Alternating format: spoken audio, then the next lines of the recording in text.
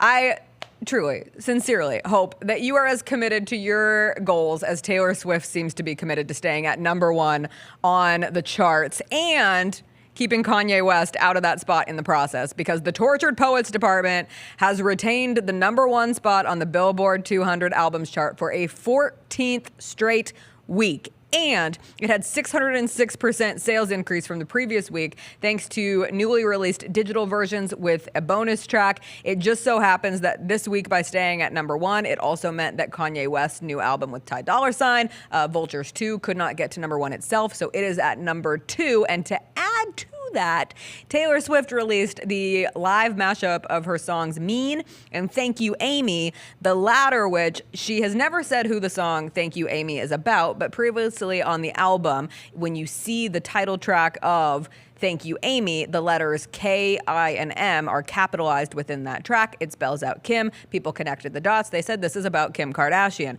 Now on this new released live version of the song, it no longer capitalizes K-I-M. It capitalizes Y and E, which is Ye, which people are saying is Kanye. And I just want to say thank you to the 2009 Video Music Awards, because never did I imagine that moment when Kanye West interrupted Taylor Swift's acceptance speech, would we still be talking about that moment for the rest of our lives in the music world. And Taylor Swift has not forgotten and will not forget. Kanye won't shut the hell up. Well, that too. Right. Because he names Taylor Swift in this latest album. Like, it continues onward. We talked about this before the show. Lee Evans in the chat points this out. Don't fall for the Kanye bait. It's to beat out Chapel Roan. You and I were talking about this before the show, because I do think you brought this yes. up. You were telling me, you were explaining I am this annoyed by the fact that artists can, and this isn't just a Taylor Swift thing, but she utilizes it better than anyone else because she has a million, bajillion, a trillion fans, and they will buy and eat up every single thing that she puts out. And so continuing to put out these digital versions or specialty versions of songs that continue to count towards your place on the Billboard Top 200 album charts allows her to hold on to this number one spot. And we have seen her, what appears to strategically put out new bits and pieces just in time to ensure other albums don't take over that number one spot. Saw it with Billie Eilish's new album, saw it with Charli XCX's new album, saw it happen on the single side of things with some Sabrina Carpenter stuff this summer. I'll be really interested to see what happens, because Post Malone's full country album dropped today. I listened to one song called California Sober. I just don't think this album's going to be for me. That's fine. If you like country and you like Post Malone, chances are you're really going to enjoy this album. That other dude. Which one? I Had Some Help. Yes. Is that Wallen? Yeah. Yeah. I struggle listening to Morgan Wallen. It's just I have a blockade. As a black, I'm fine with it. No, it's not you. It's me.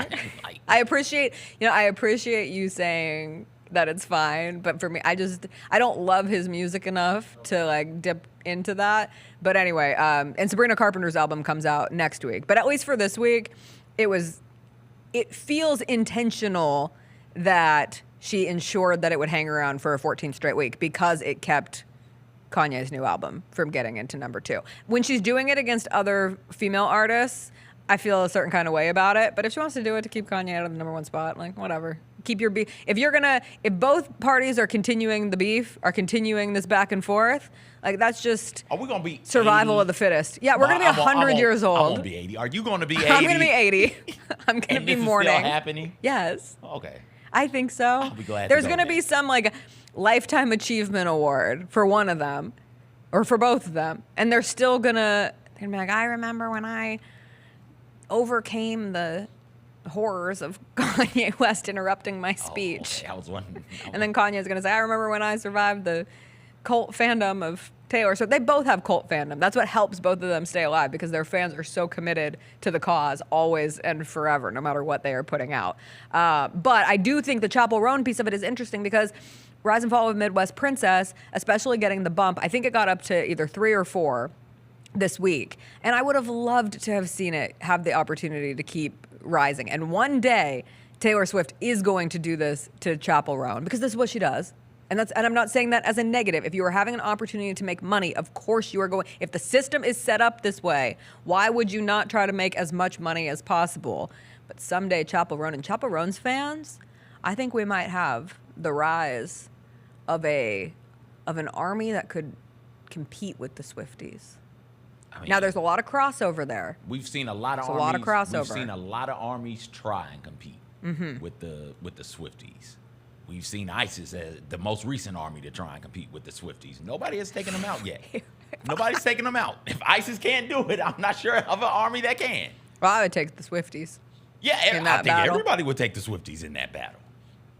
They're ISIS, formidable. ISIS would look up and see a bunch of women not masked up, be like, "Oh my gosh, what are we doing here?" Glitter. All that glitter. Halter tops. I just crop imagine tops. they don't like glitter. Like ISIS does not strike me as the type of organization that likes glitter. What if? Never mind.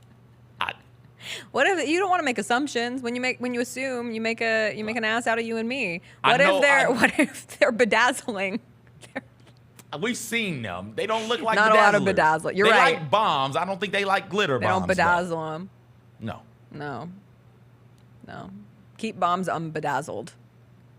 They shouldn't try to dress them up. Those are weapons of mass destruction. Yeah, no. Those are bad. Unless it's a glitter bomb. We love Hey, glitter. I love it. What if we end when I'm president of the world? We won't have war. We will have no nuclear weapons. We will just send other countries glitter bombs, which are The herpes of arts and crafts. exactly. They're annoying. Can you imagine? Does that not count as chemical warfare though? No, because I'll make sure that they're environmentally friendly. They're biodegradable glitter bombs, and they will be massive. And you'll just drop a glitter bomb, and so then it's just like a cleanup effort. And then the people all have to come together to help clean up, and it also helps build camaraderie. Like, can you imagine if someone dropped a glitter bomb on the U.S. right now, and we all had to come together to help clean up the glitter? I'd be infuriated. Oh, it'd be so annoying. I'd be mad. Actually, no, what am I talking about? I wouldn't want it cleaned up. If it's biodegradable and it eventually just goes, imagine walking through the streets of glitter. What that would do. Imagine it being all over your car. We trip about pollen. Glitter it'd on be your fun. car? No. I have no issues with it. The Jessica Benson Show with CJ Hart, live every weekday at 8 a.m.